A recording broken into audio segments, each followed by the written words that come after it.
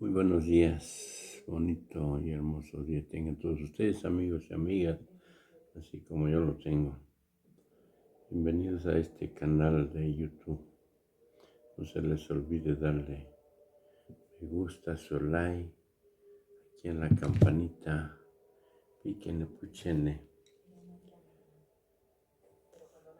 Pues realmente el discurso, la conferencia que dio la presidenta. Dos cosas, que no pueden a ningún partido sobre representarse en el 8%, a ningún partido. Está que muy ningún buenísima, partido puede tener por ambas vías 300 diputados. Y la Ley General de Instituciones y Procedimientos Electorales, en el capítulo 3, que justamente habla de la representación proporcional en el artículo 15, dice: se entiende por votación total emitida la suma de todos los votos depositados en las urnas. Se las recomiendo. Para los efectos de la aplicación de la Vamos a fracción seguir. De la importancia tanto de la reforma judicial como del falso debate que se ha venido dando alrededor de la supuesta sobrerepresentación.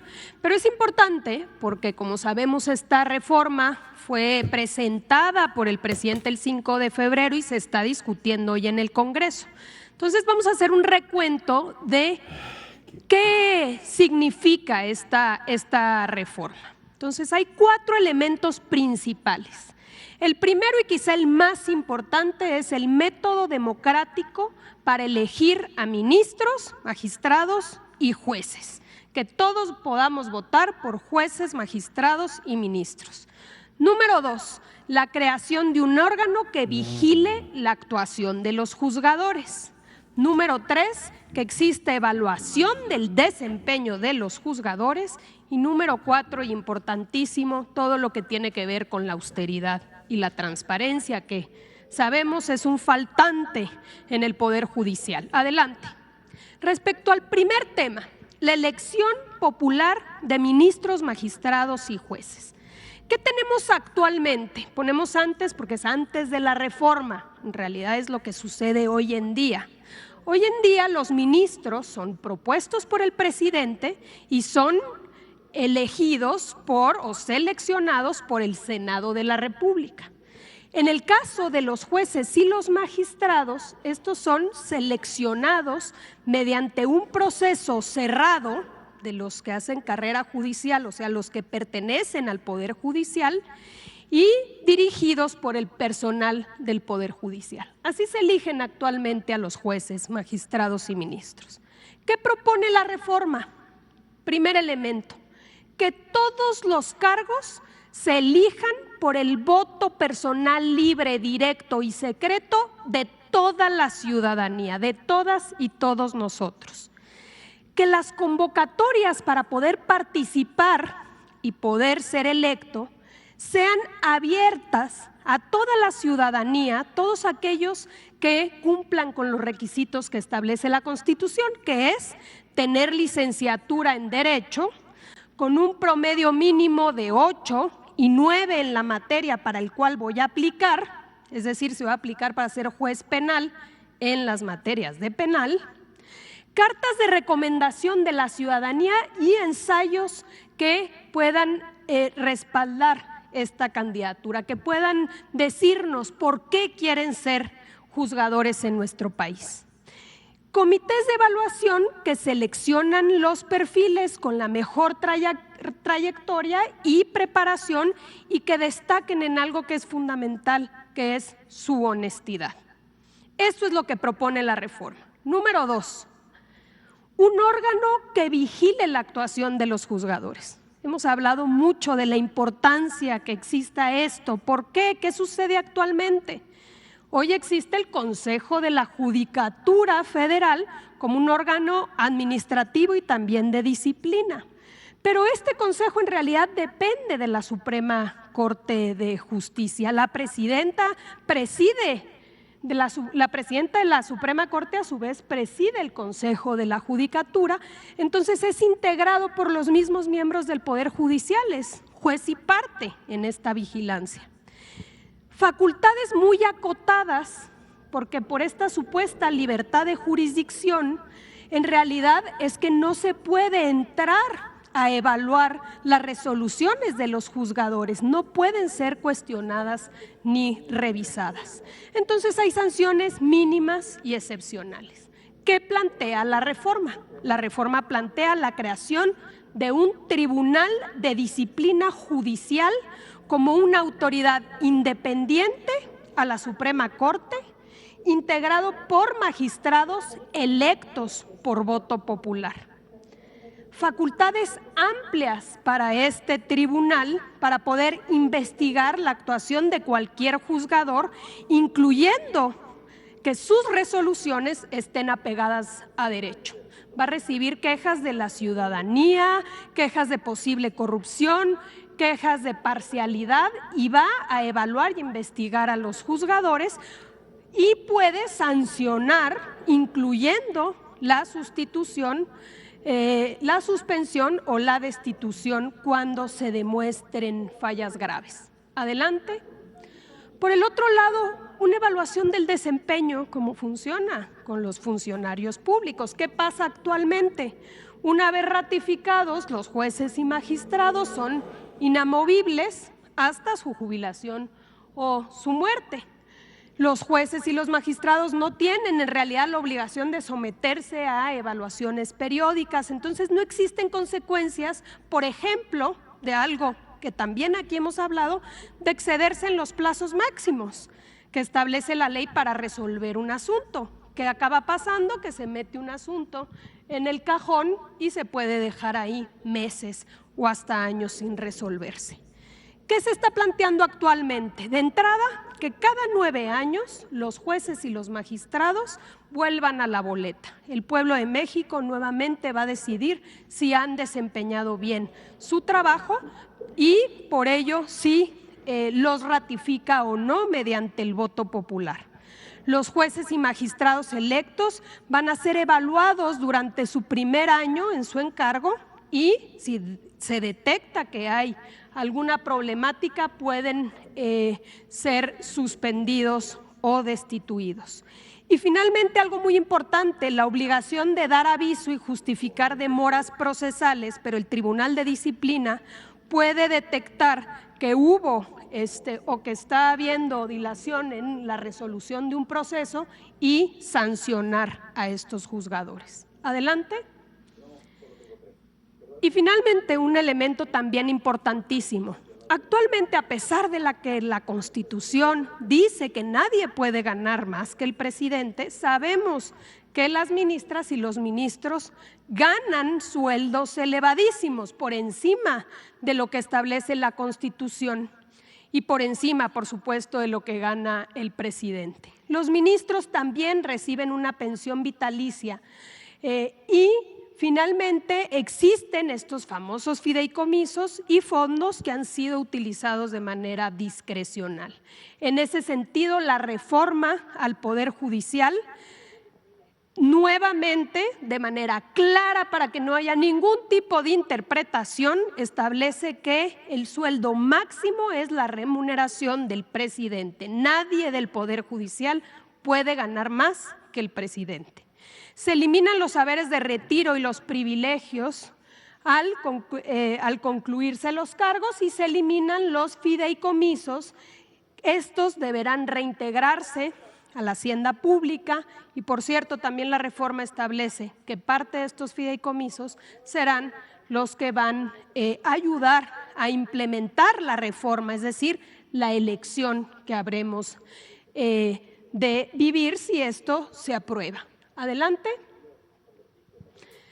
Finalmente, ¿cómo será ese proceso electoral si esta reforma se aprueba?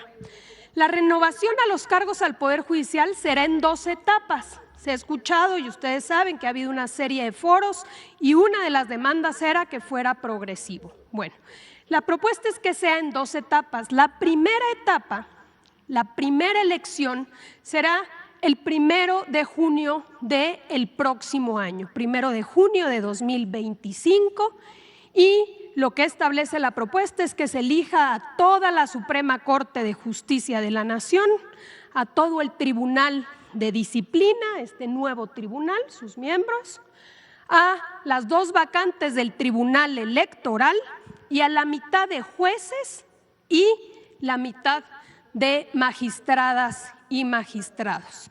Los comités de evaluación van a verificar, es decir, la ciudadanía se va a inscribir, cada poder va a tener su comité evaluador y una vez que identifique que se pasa con, digamos, se tiene todos los requisitos, los aspirantes van a hacer una selección y luego va a haber una insaculación, una tómbola, digamos.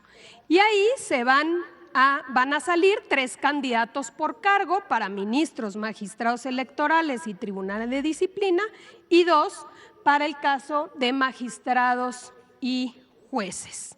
Adelante. Una vez que haya esta selección, viene el gran día, que es la elección popular. Todos vamos a salir a las urnas y vamos a votar por los jueces, los magistrados y los ministros. ¿Y cómo establece la propuesta que se haga? Bueno, vamos a recibir una boleta, este es un ejemplo, y vamos a votar por 5 mujeres y 5 hombres para el caso de jueces, para el caso de magistrados, para el caso de ministros habremos de votar por 9 ministros, 5 mujeres y 4 hombres, y para el Tribunal de Disciplina por 5. Vamos a ver aquí al reverso de la boleta cuáles son los nombres de los que se están postulando y cada una y uno de nosotros vamos a poder votar. Adelante.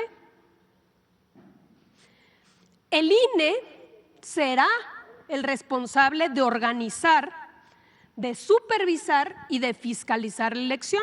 Va a haber un periodo, según la propuesta, de 2 meses de campaña, donde no se permite el financiamiento público ni privado, pero sí va a haber tiempos en radio y televisión y va a haber debates para que la ciudadanía pueda conocer quiénes son los que se están postulando para ser nuestros jueces, magistrados y ministros y quiénes van a resultar electos, quienes obtengan más número de votos. Ocuparán los cargos las personas más votadas, alternando la asignación entre hombres y mujeres para garantizar la paridad. Vamos a tener, de aprobarse esta reforma, un poder judicial paritario, mitad mujeres y mitad hombres. En caso de la ausencia de alguno de estos, por prelación va a ocupar quien haya obtenido más votos y finalmente la segunda elección, la segunda mitad de jueces y magistrados habrán de votarse en la elección intermedia de 2023. Entonces va a ser en 2 etapas, la primera el próximo año, 1 de junio, y la segunda para concluir con la renovación de todo el Poder Judicial en 2027 para el resto de magistrados y ministros. Quiere decir que es poner el elemento fundamental de un proceso democrático de elección de la ciudadanía para elegir al Poder Judicial. Ahora bien, para que esta reforma sea una realidad, todos sabemos que estamos hablando de una reforma constitucional, nuestra Carta Magna. Necesita haber una mayoría calificada de 2/3 partes. Y aquí viene el segundo falso debate, porque es obvio que tanto las cúpulas empresariales como partidos de oposición, como incluso muchos de los miembros del Poder Judicial, no quieren que suceda esta reforma. Entonces han venido generando una campaña y una manipulación de información respecto a una supuesta sobrerepresentación. ¿Por qué? Porque no quieren que haya una mayoría calificada en el Congreso que pueda aprobar la reforma al Poder Judicial. Entonces, vamos ahora, adelante, a recordar qué dice nuestra Constitución respecto a la sobrerepresentación, que esto también ya lo hemos dicho en anteriores ocasiones. Esto es textual de la Constitución, no es interpretación, es textual. El artículo 54 de la Constitución, que regula la sobrerepresentación, que regula que ningún partido esté sobrerepresentado, establece 2 reglas importantísimas. La primera regla para que un partido no esté sobrerepresentado es que ningún partido político, y así dice la Constitución, ningún partido político podrá contar con más de 300 diputados por ambos principios, por mayoría y por representación proporcional, lo que hemos llamado plurinominales. No puede haber más de 300 diputados sumados, el de mayoría y el de representación proporcional. Y la segunda regla es que en ningún caso un partido político podrá contar con un número de diputados por ambos principios que representen un porcentaje del total de la Cámara que exceda en 8 puntos al porcentaje que obtuvo en las urnas a su votación, ¿no? La votación total emitida por un partido político más 8 puntos es el límite máximo que puedes tener en la Cámara de Diputados, no más. Si tienes más, estás sobrerepresentado. Esas son las dos reglas que establece nuestra Constitución desde hace tiempo. Ahora bien, apenas ayer la presidenta electa y Citlali hablaban de este tema de manera sumamente clara, lo vamos a recordar porque también es muy importante saberlo. La Constitución tiene pasos muy claros de cómo deben distribuirse los diputados plurinominales en nuestro país. Lo establece tanto la Constitución como la ley electoral. El artículo 15, numeral 2, establece que para obtener la votación nacional emitida se debe restar a la votación total los votos nulos, los votos a favor de candidaturas sin registro y los votos de candidaturas independientes y también de aquellos partidos políticos que no hayan obtenido por lo menos el 3%. En el caso actual fue el PRD. Eso es para obtener la votación nacional emitida, que es fundamental para la distribución de los plurinominales. Aquí tenemos la votación total emitida, hay que restarle los votos nulos o candidatos sin registro, los votos por independientes o partidos con menos del 3% y te da la votación nacional emitida. En este caso, 55.705.598. Adelante. Paso número 2. La votación nacional emitida se divide entre el total de diputados plurinominales. Hay que recordar que hay 500 diputados que integran la Cámara de Diputados, 300 por mayoría. El candidato que más votos obtenga en un distrito, ese es el diputado. Y 200 por plurinominales. Entonces, la votación nacional se divide entre los diputados plurinominales para obtener el cociente natural. Aquí está, los 55.705.000 entre 200 te da 278.527, que es el cociente natural. Adelante. Paso número 3, dice la Constitución. Se determina el número de diputados que se asignarán a cada partido político dividiendo su votación total entre el cociente natural. Entonces hay que hacer en cada uno de los partidos políticos. En el caso de Morena, Morena obtuvo 24 millones de votos, 24.286.000. Entre el cociente natural, te dice cuántos diputados por representación proporcional deben asignarse. 87, en este caso vamos a poner los decimales para ver la cuarta regla, pero son 87 diputados. El PAN obtuvo 10.049.000 votos, entre el cociente natural 36 diputados plurinominales. El PRI obtuvo 6.623.000 votos, entre el cociente natural le tocan 23 diputados. Movimiento Ciudadano, 6.497.000 votos, entre el cociente natural le tocan 23 diputados. El Verde, 17 diputados y el PT, 11 diputados. Así se asignan los diputados plurinominales. Ahora, si nosotros sumamos todos los enteros, nos da 197. Faltan 3 diputados para distribuirse.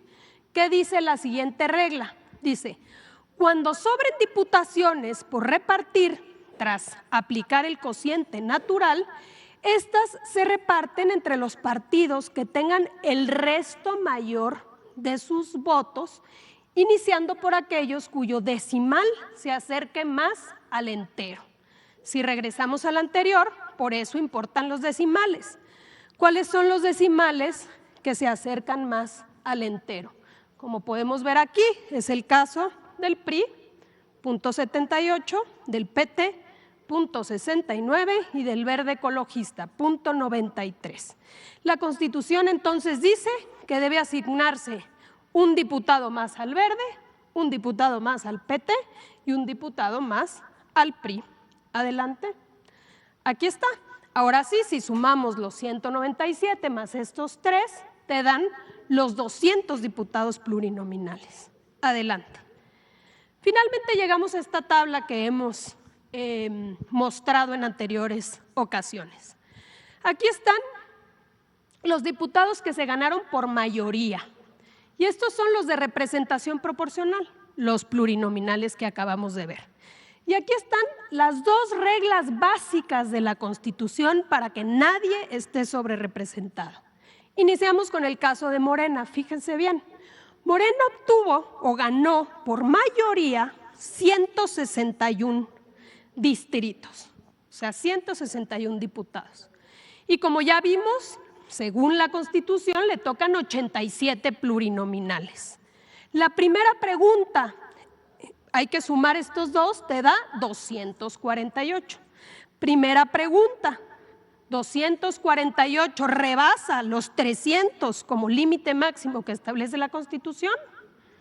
No. Segunda pregunta, que es la segunda regla, la votación total emitida por partido más 8 puntos como límite máximo de curules. Aquí vemos que si sumamos estos 2, los 248, te da 49.6. ¿Cuál fue la votación nacional emitida? 43.59. 43 más 11 te da 51. Quiere decir que no se exceden los 8 puntos, porque representaría 49.6%. Ninguna de estas 2 reglas se violenta con esta distribución, pero todavía vamos más allá. Adelante. Este criterio se ha sostenido en todas estas elecciones, en el 2009, en el 2012, en el 2015, en el 2018, en el 2021, ha sido la distribución de plurinominales que establece la ley y la Constitución, que por partido no puede excederse de 300 y que por partido no puede excederse de 8 puntos más que la votación total emitida. Así ha sido siempre desde la reforma del 2008, que por cierto el PRI aprobó y que eliminó que se consideraba como coaliciones a los partidos políticos. Desde entonces siempre se ha cumplido con esta regla. Hoy, ¿cuál es la pretensión o cuál es el supuesto debate? Dicen que se haga una interpretación de la Constitución. Y les gustaría, si me ponen la primera, que como dice la Constitución, donde dice la Constitución partidos políticos, que es la primerita, que en lugar de que cumplan con la Constitución y donde dice partidos políticos, que ahí le borren y le pongan coalición. Y ellos quisieran que dijeran ninguna coalición podrá contar con más de 300 diputados. Pero la Constitución dice partidos políticos y desde 2009 siempre se han distribuido igual.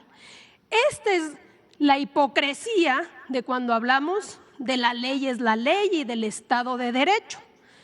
Esto se va a definir próximamente y, por supuesto, lo que debe suceder es que se aplique la ley y la Constitución, a menos de que exista una reforma, y que si la decisión del pueblo de México fue dar una mayoría calificada para poder reformar nuestro Poder Judicial, que se respete la voluntad popular.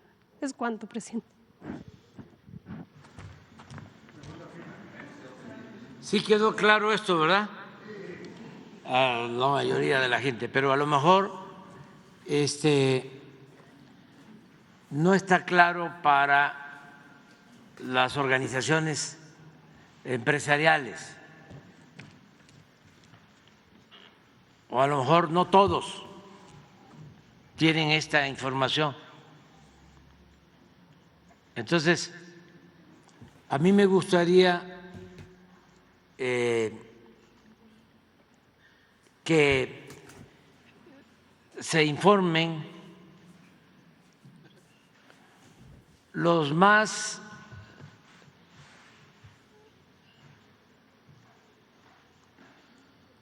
respetados en las organizaciones empresariales sobre este caso. Y quiero proponer a 5 que me gustaría que conocieran sobre esta argumentación. Los 5 más ricos de México, de acuerdo a la revista Forbes. No está aquí en cuestión cómo obtuvieron su riqueza. Aquí lo que queremos es que ellos son escuchados y respetados, y queremos que ayuden a que vivamos en un país con un auténtico Estado de Derecho, y que hagamos el compromiso de desterrar la corrupción y la impunidad.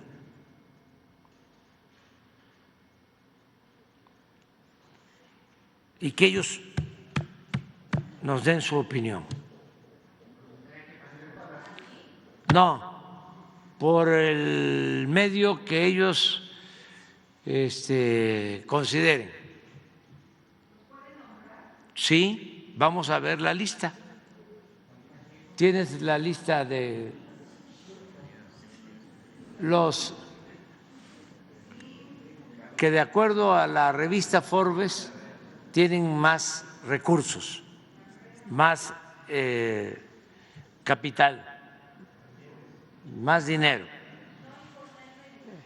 Y que se aclare, no todo el que tiene es malvado, ¿eh? No estamos en contra de quienes con esfuerzo, trabajo, de conformidad con la ley, logran un patrimonio. Nosotros estamos en contra de la riqueza mala vida y de la corrupción, porque la corrupción es el principal problema de México. Era, todavía no hemos terminado de limpiar al país de corrupción. El principal problema de México, no una pandemia, una peste. Y eso es lo que produjo el atraso y el sufrimiento de millones de mexicanos, la corrupción. Y este es un caso emblemático, muy importante, porque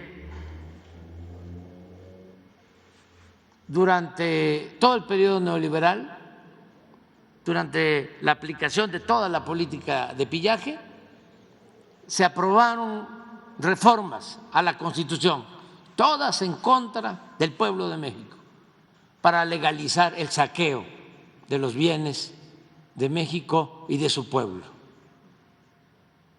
En 36 años en el Poder Legislativo no se aprobó una sola reforma en beneficio del pueblo, todas para favorecer a una minoría rapaz, a traficantes de influencia, a políticos corruptos.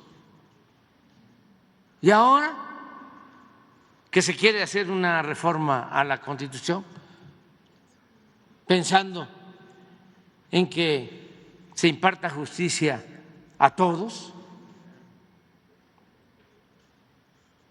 resulta que se oponen, pero no solo los legisladores, sino se oponen los de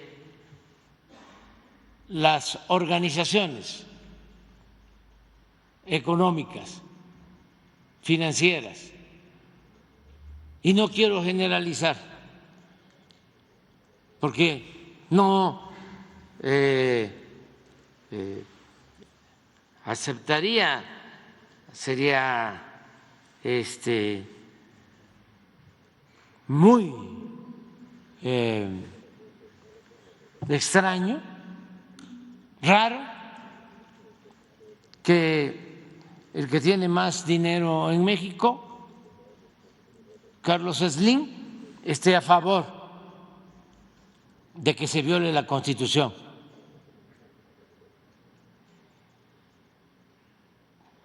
Pero quiero su opinión, porque ya nada de simulaciones, de que se tienen las organizaciones empresariales como un parapeto y nada más es la formalidad. Entonces, Carlos Slim, quiero su opinión, no al presidente, al pueblo de México. Y no hace falta consultar abogados. Él es muy inteligente y tiene juicio práctico, sentido común, que es el menos común a veces de los sentidos. Que nos diga qué opina. Si está bien que las organizaciones a las que él pertenece estén solicitando que se viole la Constitución. Si eso es éticamente correcto. Si ese es el México que queremos para nuestros hijos, nuestros nietos, para las nuevas generaciones. Que siga la simulación, que siga predominando el estado de Chueco, el estado de cohecho, no un auténtico estado de derecho. Entonces, Carlos Slim, Germán Larrea, Ricardo Salinas, Fernando Valleres y María Asunción Arumbarazábala. 5, ¿les parece? A ver qué opina.